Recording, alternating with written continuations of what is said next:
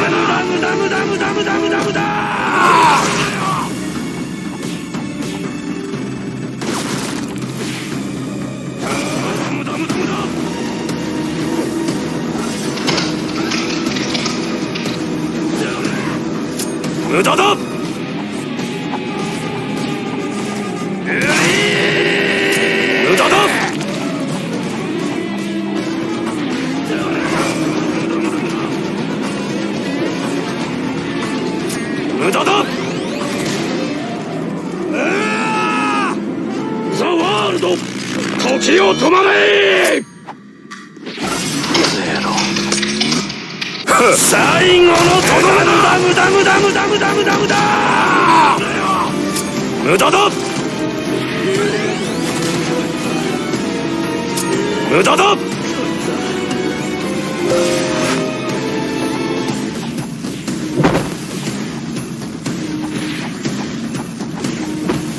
無駄だ。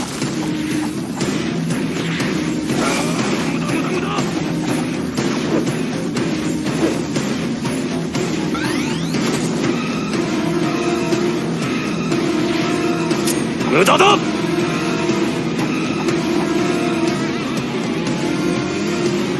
最後のとどめだ。無駄無駄無駄無駄無駄無駄無駄だ。無駄だ。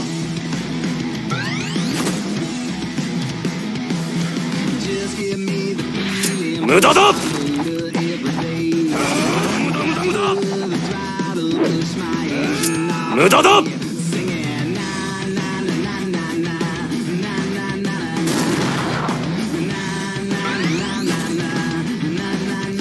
無駄だ。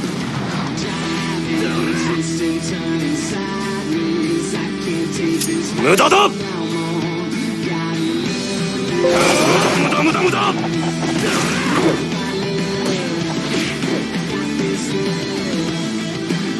無駄だ。最後のとどめだ。無駄無駄無駄無駄無駄無駄無駄だ。無駄無駄無駄無駄。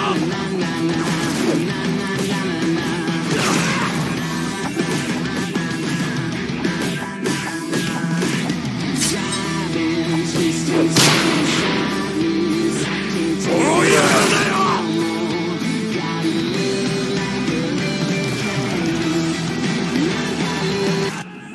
おいやがんだよ。無駄だ。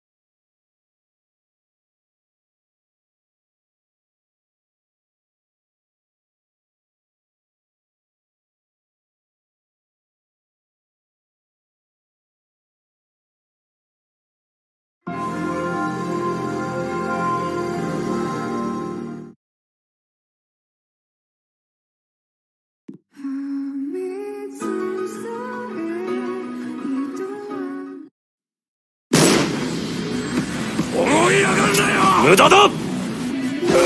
無駄無駄無駄。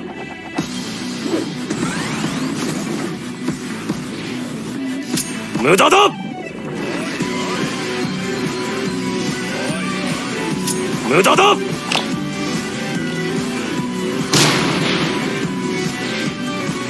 思い上がるなよ。無駄だ。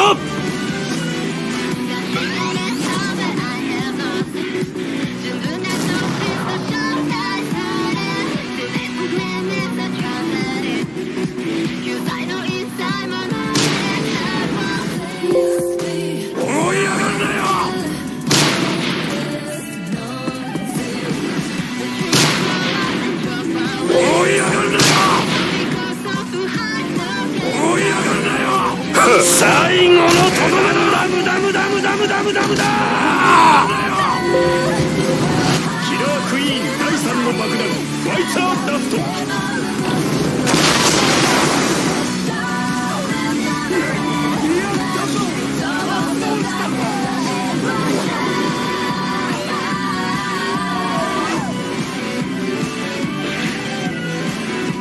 無駄だ。無駄無駄無駄無駄。思い上がるなよ。無駄だ。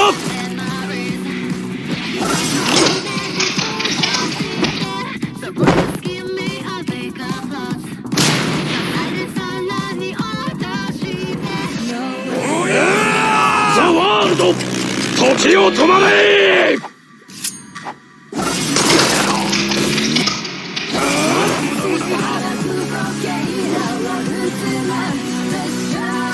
無駄だ。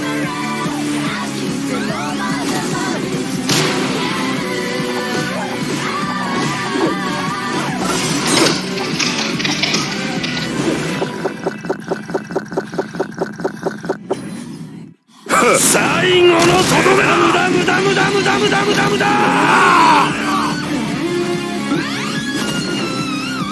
無駄だ。無駄だ。追い上がるなよ。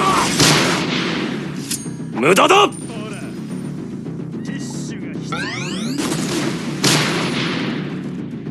追い上がるなよ。無駄無駄無駄無駄。追い上がるなよ。最後のとどめだ。無駄無駄無駄無駄無駄無駄無駄だ。無駄だ。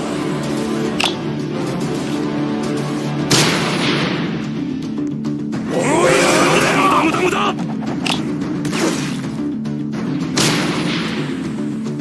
追い上がるなよ。無駄だ。無駄だ。無駄だ。追い上がるなよ。ザ・ワールド、時を止まれ。ゼロ。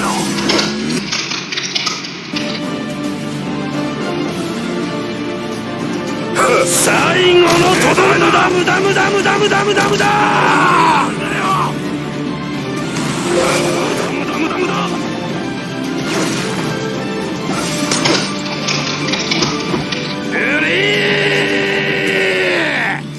無駄だ。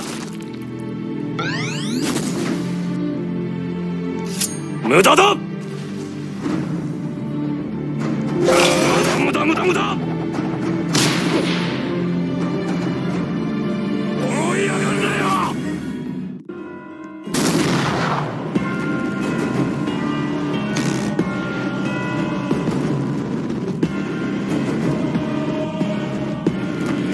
最後のとどめだ。無駄無駄無駄無駄無駄無駄無駄だ。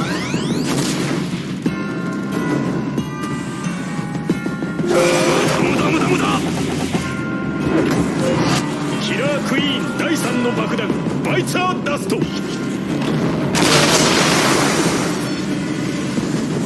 ったぞ。発動したぞ。追い上がるなよ。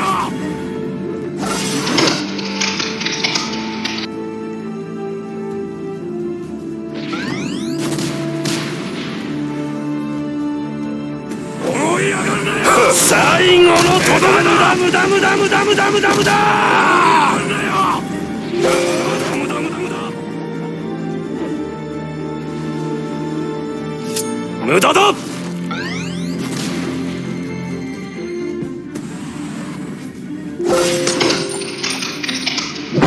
弱点はない。無駄無駄無駄。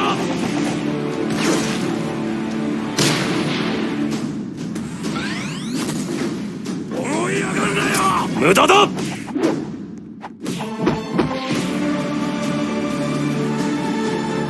最後のとどめだ。無駄無駄無駄無駄無駄無駄無駄だ。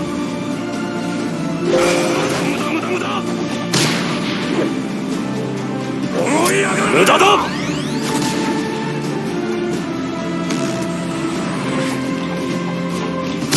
無駄だ。追い上がるなよ。追い上がるなよ。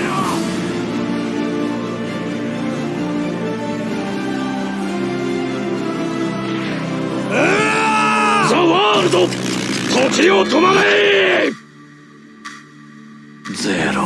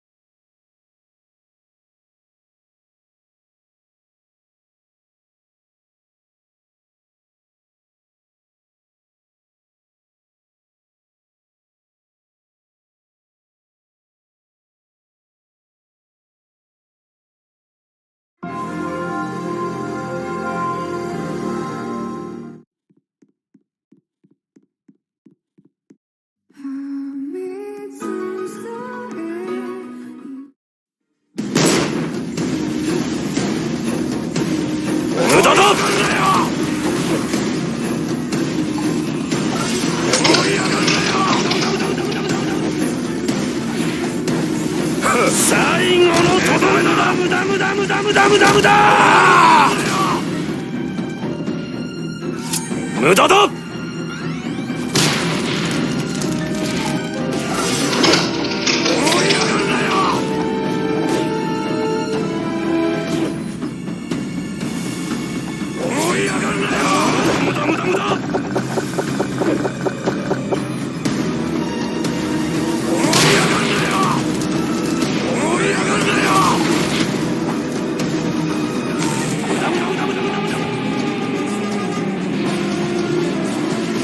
無駄だ。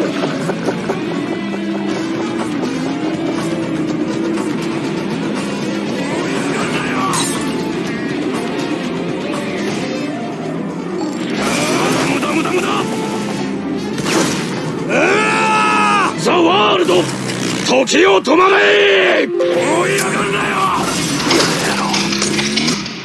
最後のとどめ。無駄無駄無駄無駄無駄無駄。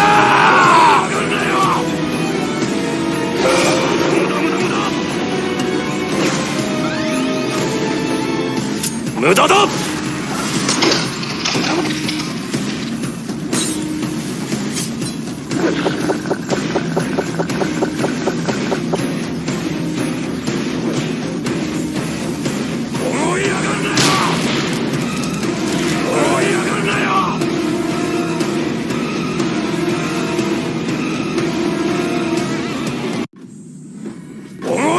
無駄だ。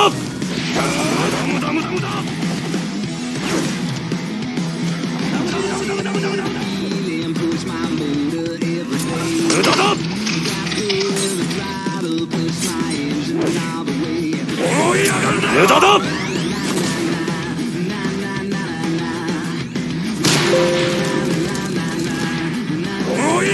無駄だ。無駄だ。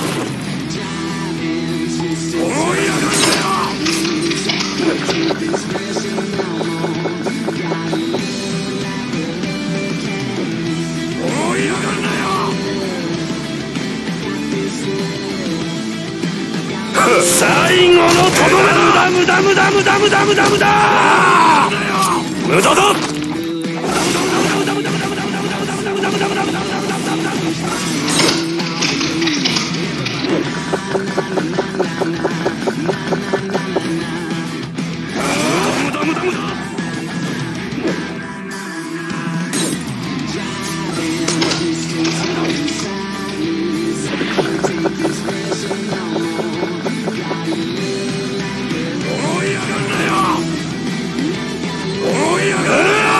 ザ・ワールド、時を止まれ。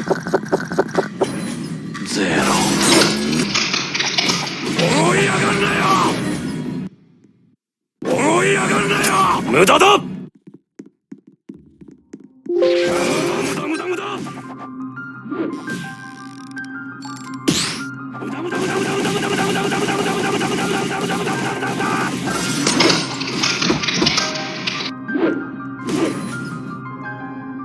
追い上がるなよ。追い上がるなよ。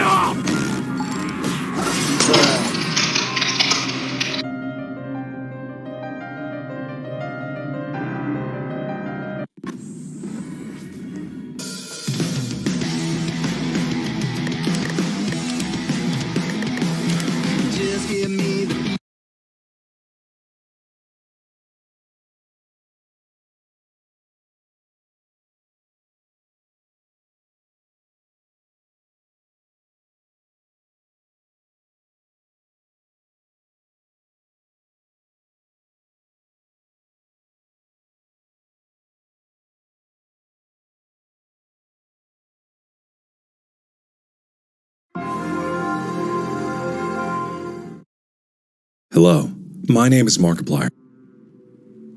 To bring back to the village. Surely your great victory will be celebrated. Oh, come on! Meet a future mom, a first-time mom, and a seasoned pro. This mom's one step. God, she was dumb, and I know what happened to her. She did get devoured, but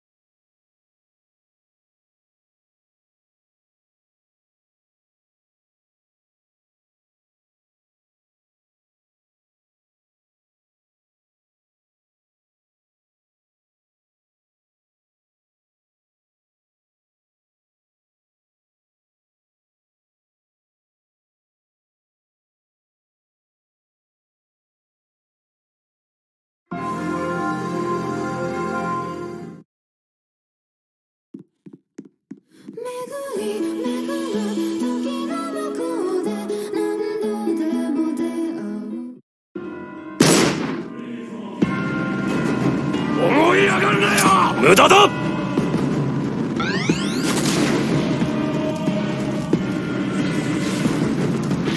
無駄だ。無駄無駄無駄。最後のとどめだ。無駄無駄無駄無駄無駄無駄。無駄だ。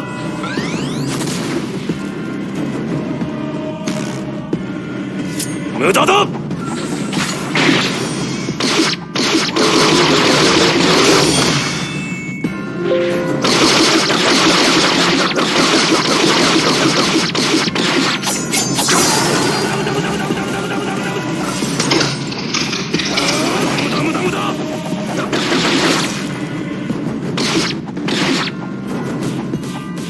無駄だ。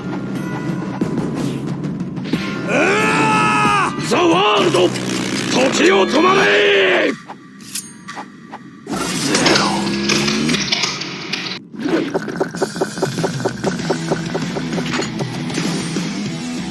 最後のとどめだ。無駄無駄無駄無駄無駄無駄無駄だ。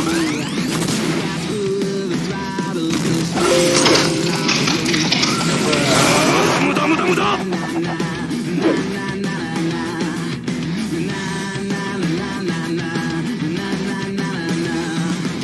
無駄だ。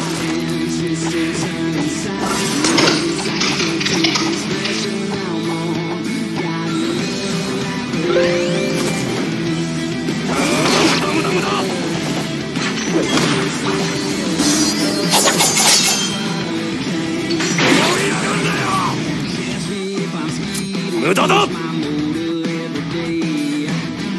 最後のとどめだ。無駄無駄無駄無駄無駄無駄無駄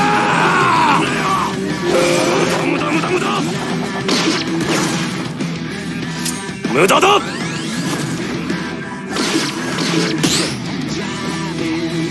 無駄だ。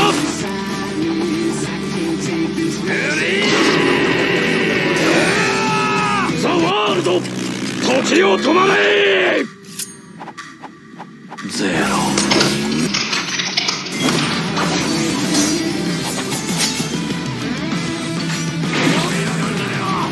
無駄だ。最後のとどめだ。無駄無駄無駄無駄無駄無駄無駄だ。無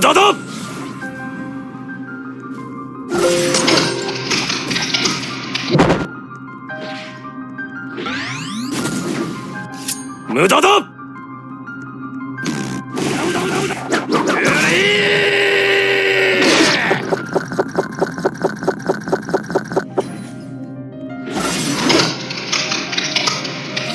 無駄だ。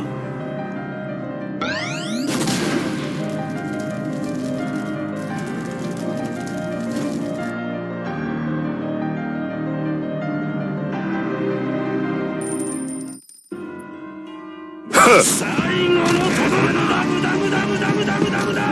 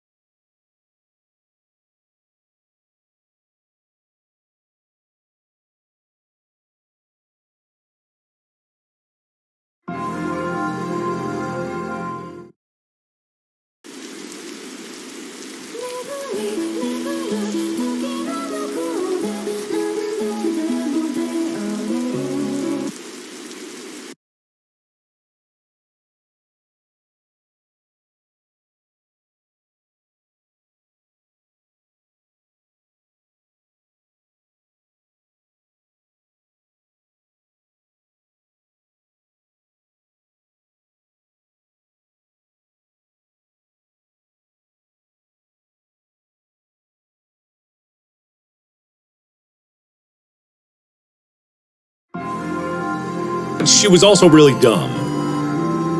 Anyway, what happens if I... Okay, hear me out here. What if I flee, but then try to cut through? Same thing. Okay, fine. Fine. What if I'm an underling? Ah! You're a demon underling in service of the Overlord. You aren't particularly strong, but not particularly weak either. That's what your friends tell you. It's your job to guard the castle and keep humans away. It's unbearably boring. Heroes rarely come all the way here to challenge the Overlord anyway. It's a lot of standing in one place staring at nothing. You feel like you're gonna go crazy if you don't get a break. You decide to ask the Overlord for a day off. She gives you an earful about responsibility and unquestioning obedience. You wait for her to finish her lecture before returning to your post. What does she know about anything? Who made her the boss of everyone? You complain about the Overlord to your friends. They agree that she is a kind of a snob and totally deserves to be kicked off her throne. You only wanted to vent your frustrations, but the conversation somehow turned into an assassination plot. You should probably steer this in a responsible direction. Let's kill her! No, you're sick of the Overlord holding you and your friends back. You agree that it's time for a change of management. Your friends suggest maybe you should be the new Overlord. You like the sound of that. You announce your first act of rebellion is to take that day off you wanted. Your friends aren't very impressed. You assure them you'll talk more about the assassination thing when you get back, which satisfies them. You sneak out of the castle to have some fun. The change of atmosphere excites you. You spend some time rolling around. Gobble! Maidens aren't the best meal, but you figure you should live up to your demon name and strike back against the humans. You start devouring the maiden without so much as a second thought, and feel quite proud about that. Other humans would surely praise you with curses if they were around to see. Oh man, if only someone could have been watching. Time to find an audience for your evil deeds. You wander into the nearby village. The people are screaming and running away, throwing rocks at you and whatnot. You think that's pretty rude of them. You haven't even done anything yet. Put on a show? You attack the nearest human. He is old and weak, and his bones crunch delightfully. Your audience's screams grow louder. Applause. You think, hey, this is actually pretty fun. I should have taken revenge like this a lot sooner. As you continue your bloodthirsty dance, striking the villagers down, you fail to notice a sword-wielding hero running towards you. He takes you out with one swift blow. You're just a demon underling after all. As you die, you think, that was totally worth it. That's not so bad. Performer underling. But now, I'm starting to see what could happen. What happens if the underling is not hungry and I play as the maiden? Okay. Shwum. Introduce yourself. You tell the demon your name and explain that you're a maiden from the village. Tell him you're thinking of understanding your role if you were to hurry up and get taken away by a demon. The demon doesn't seem to really have been listening, which is a little irritating. They agree to take you to their master nonetheless. After a long walk to the castle, you are introduced to the Overlord. She lectures the underling that brought you here, who was apparently told to not leave their post. You wonder what cruel punishments awaits them. But to your surprise, she lets them off easy. The underling is dismissed, and the Overlord turns to you.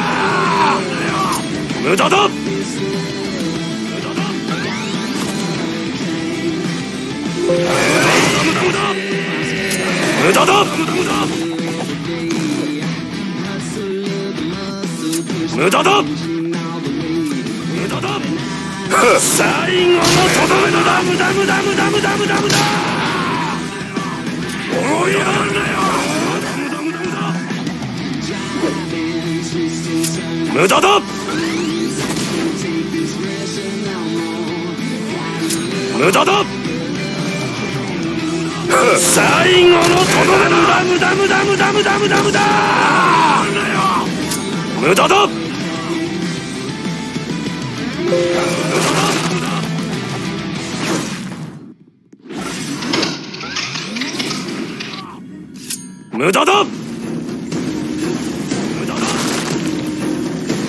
無駄だ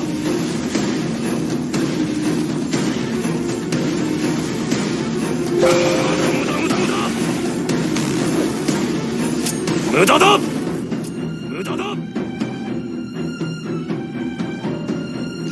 無駄だ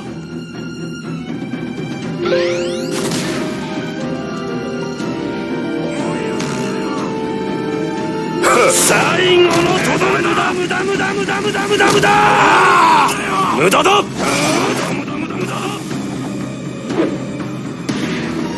無駄だ無駄無駄無駄無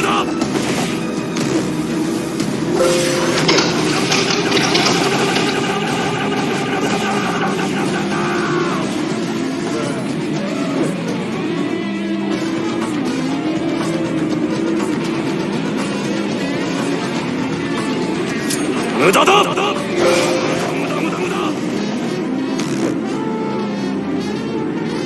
無駄だ最後のとどめだ無駄無駄無駄無駄無駄無駄無駄だ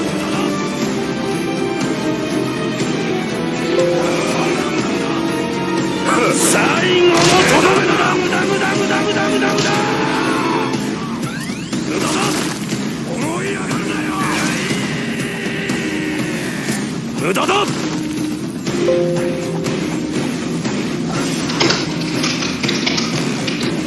無駄だ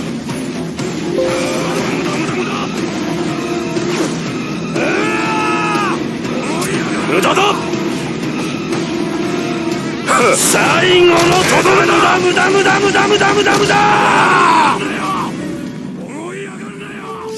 無駄だ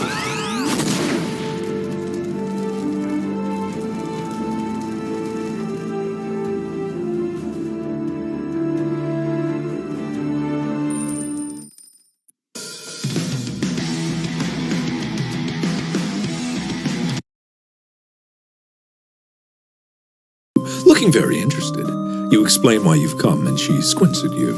It turns out she never had any plans to capture maidens, or to do anything else that would agitate the humans.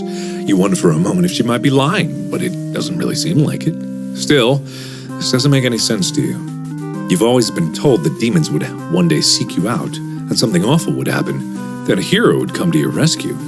You don't want to believe you've been lied to all along. Well, Lixian, read that for me! Maybe it's just that you haven't been maiden-like enough. You ask the Overlord what you should do to be... Lixian, read this for me! You ask the Overlord what you should do to be... A more suitable maiden, but she doesn't seem to understand. Just go home and stop worrying about destiny so much. She makes it sound so simple. This Overlord seems like the complete opposite of you. You want to learn more about her and how she thinks. You insist on staying to talk with her more. The Overlord tells you again that you should get lost. How rude.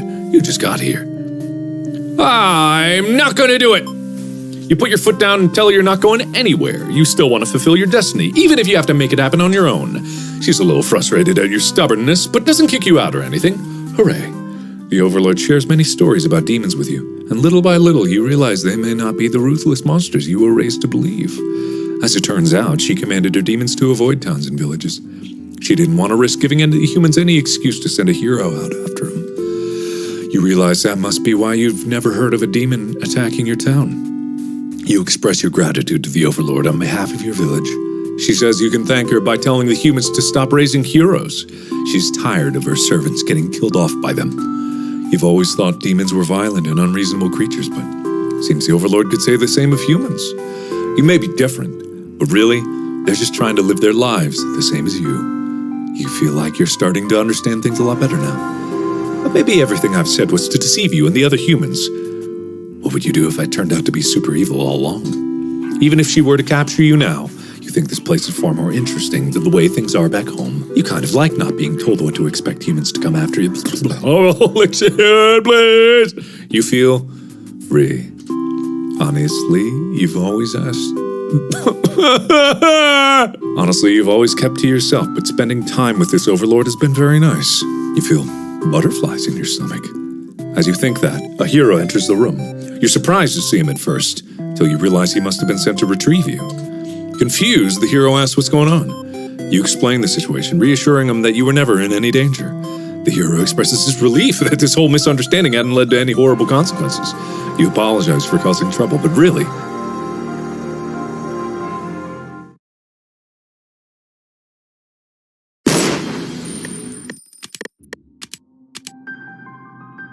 didn't anyone read the note you left? Jeez. The hero asks if you'll return to the village with him to give everyone the news of your safety. The Overlord allows the two of you to leave, and you give her a little wave as you exit the room. You'll be back soon. You're about halfway back to the village when you feel something is off. Unable to shake your concern, you look back over your shoulder. You stop in your tracks. The castle is engulfed in flames. Is the Overlord all right? You can't return to the village like this. You have to know. You have to be sure everyone is safe. You've already taken off before the hero can even think of stopping you. You scan the fleeing demons, but the Overlord isn't among them. Against your better judgment, you rush into the burning castle to find her. You quickly reach the Overlord's room, but the door is shut tight. The handle, too. What were you thinking? This is all because you'd forgotten your role. Only breathe. Fire spread fast. A maiden saving the Overlord.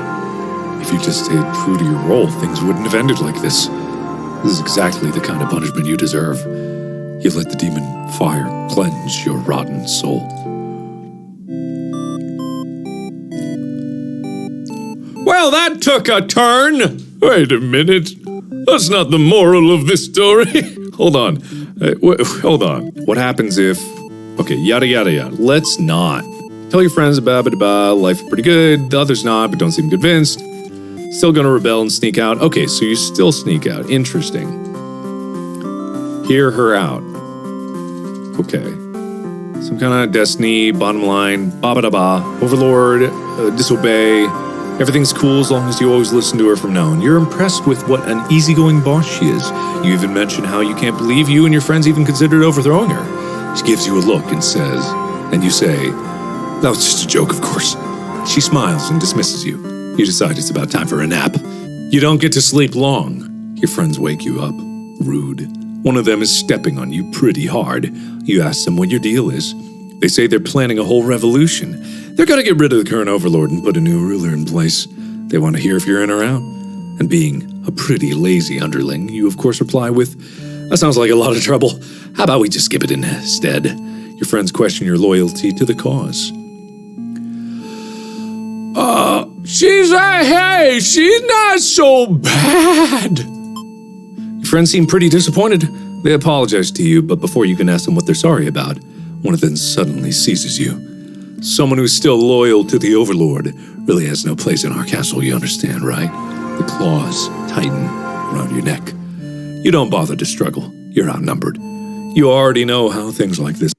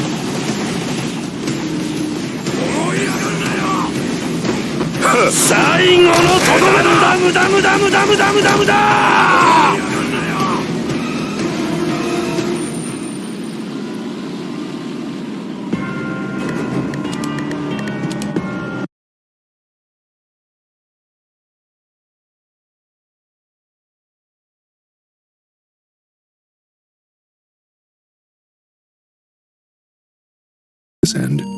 It's a pretty messed up thing to do to a friend, you tell them. They slit your throat in response.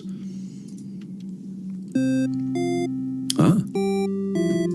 Well, all right then. Okay, so I've seen all these perspectives. I really need to see the Overlord now. You are the Overlord. You live in a castle surrounded by your demon servants. It's a pretty cushy life, you think. Except for those pesky humans who keep killing members of your army. There's even a role called Hero, whose whole purpose in life is just to dethrone you. What's their deal, anyway? You've actively avoided pissing off the humans in hopes they'd leave you and your army alone, but they never do. You're still new to the whole Overlord thing, if you're really quite honest with yourself. You don't really understand the politics of it. But you remind yourself everyone is just doing their best to fulfill their roles. You won't let them bait you into being the evil Overlord they expect. You think you're pretty cool and mature to hold yourself to a higher standard like that. One of your underlings walks into the room, totally interrupting your thoughts about how awesome you are. They're saying something about how boring it is to stand in one place guarding the castle all the time, especially since no one ever comes here anyway. You see their point, but the way they're whining about it kind of bothers you. What to do with this underling? What if we grant him the day off? You tell them to take a break from the stifling castle atmosphere and refresh their dark soul. A day off should be fine every once in a while. They thank you and happily scurry off to do who knows what.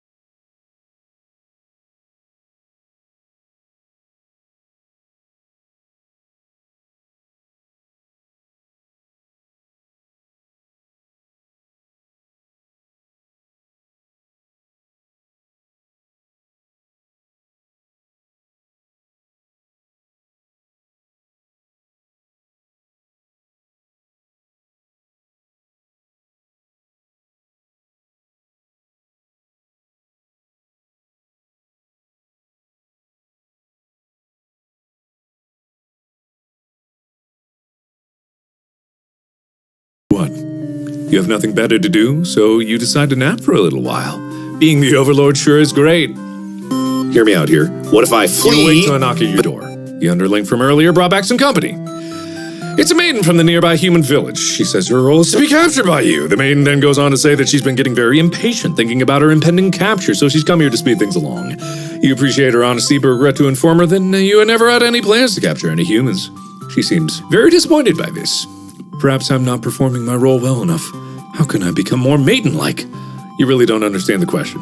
You think this world puts way too much focus on destiny and junk. Just go home and stop worrying about it, you tell her. The maiden seems to be having a hard time wrapping her head around this. She insists that she stay and talk to you more. You feel warm inside as she looks into your eyes. This is the first time a human has looked at you without contempt. You wonder what to say. All right, fine. You can't bring yourself to send this maiden away. She just got here. You enjoy a nice long chat with her, sharing stories about your kind. She expresses her surprise that demons are not all that she expected them to be. You're glad that she seems to have an open mind about these kind of things. You also bring up how you always instruct your army to avoid humans, as not to agitate them and get heroes sent after you. That explains why the people in my village have been left unharmed. It's because of your orders, isn't it? We're very grateful. You're surprised to hear her thank you. You've always thought of humans to be violent and unreasonable. That's why your servants are always getting killed despite your efforts to leave them alone. But this maiden is different. You joke that maybe you've been lying to her this whole time and that you were actually super evil all along. The maiden laughs at that, saying she wouldn't mind being helped capture here. The people in her village are a little exhausted at times, she says. You can't tell if she's into you or not. You're interrupted by another human in your doorway. This time it's a hero. He was apparently searching for the maiden who was, but we know all this. This is all things we know. All right, let's find out what happened. I'm assuming it was some kind of overthrow. You're certain that she'll return to spend more time with you. You just have to trust in that, you decide. With the hero and maiden gone, you plop down into the comfort of your luxurious overlord bed. Your room feels so empty. Your eyes for a while. Until your door slams shut! Before you know it, everything around you is being engulfed by flames. What's going on? You try to escape, but someone is blocking the door. You're having trouble forcing it open. What is this? Someone didn't want you getting out. Are you being usurped? They have zero force to trade you. Okay, hang on. What happens if... I forgot. Hear her out, wait. And then this. Okay, let's kill the Overlord. You tell them you were just joking, clarify that you're totally in to win it. They say you were always terrible with jokes. Whether or not you actually feel like killing the Overlord, you know how bad it'd be to end up on the wrong side of things. And if this assassination deal doesn't pan out, you can always pretend you were innocent all along. But beneath your shield of faux confidence, you're worried that you're getting yourself dragged into. You follow your friends outside the castle to talk more about the plan. You're curious if they have any idea how they want to do this. They figure they'd just lock her in a room and set it on fire. What a stupid plan. That could go wrong in so many ways. You realize your friends are just a bunch of directionless thugs, useless without someone's guidance. Your guidance. They'd probably be casualties if you fought her head on. And while showy deaths make a revolution a heck of a lot more fun, it's probably the wrong way to go. Your friends agree and suggest that they play the assassin. That you play the assassin. You really didn't want it to come down to this, but you can't back down now. You'll have to be the one to assassinate the Overlord. Besides, no one has any better ideas. You sneak into the Overlord's room. She's taking a nap. Like usual. This is almost too easy. You silently approach your master. She looks so peaceful. Time to die! You figure the cleanest way to do this would be to dig your claws into her throat, so you do just that. She wakes up, but not in time to stop you. You watch as she chokes on her blood, cursing you, before finally expiring. That felt terrible.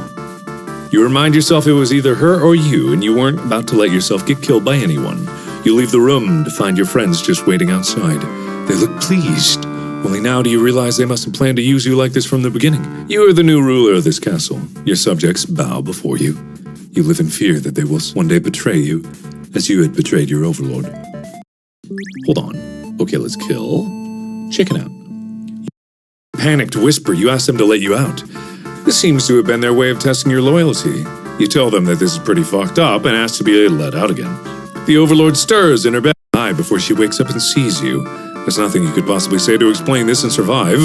Light flick, trying to get the door open to no avail. You're both trapped, too afraid to move. You resign yourself to your fate. You and the Overlord burn together. That's the Overlord and make it out of the blood-soaked castle. You never look back.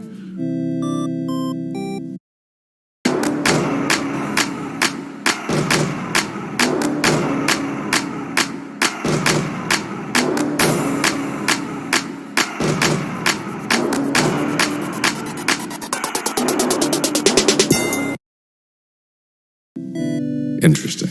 What happens if you do all this, but Underling is Ooh. Near the castle's entrance, you spy a group of suspicious demons congregating. They're talking about assassinating the Overlord. You have to warn her! But the hero shakes his head. He says that if this is the true nature of demons, the world is better off with less of them. This isn't right. You think, what kind of hero passes up the chance to save a life? The demons have taken notice of you. It's now or never. You take off into the castle, and the unreliable hero follows shortly after. You burst into the Overlord's room, all of your words spilling out at once. You should probably slow down, but there's no time. The Overlord seems to have followed your frantic explanation, but clearly doesn't understand the urgency of the situation. The underling you recognized from before barges in, calling you a liar. You're surprised they were part of this evil plot. They seem so nice. The other demons come right in after them, saying the whole thing was the first underling's idea. Everyone's shouting at each other now. It's really stressing you out. You're relieved when the Overlord demands silence. She threatens them with violence, and you think she is very Overlord-like in this moment. The group of demons hiss at each other before shutting the door, leaving the little one behind.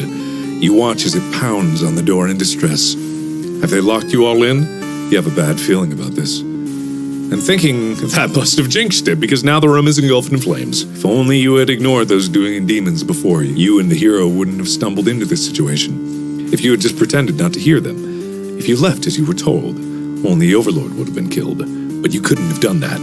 That path isn't an option for you.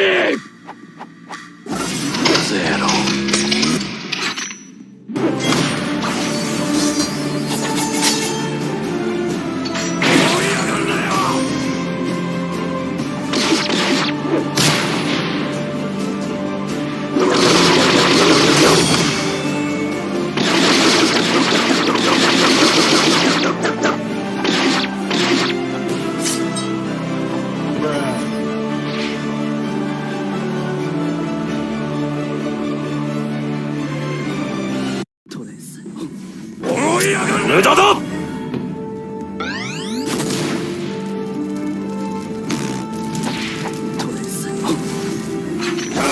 無駄無駄無駄。最後のとどめだ。無駄無駄無駄無駄無駄無駄。無駄だ。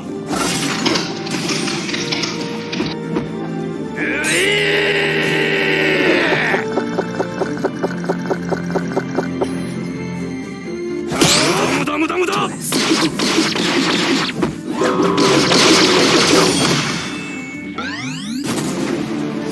無駄だ。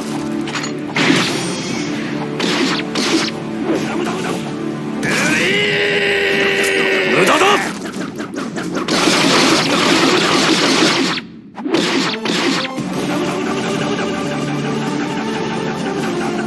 最後のとどめだ。無駄無駄無駄無駄無駄無駄。無駄だ。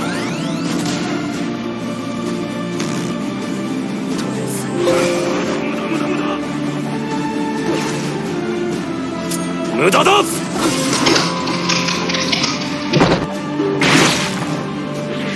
無駄だ。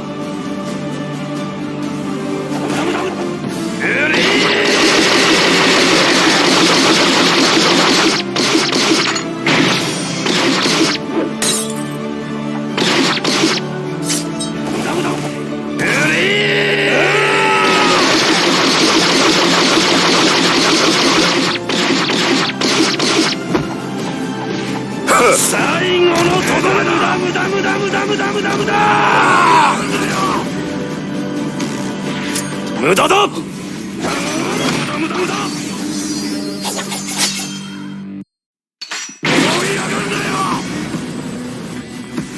無駄だ。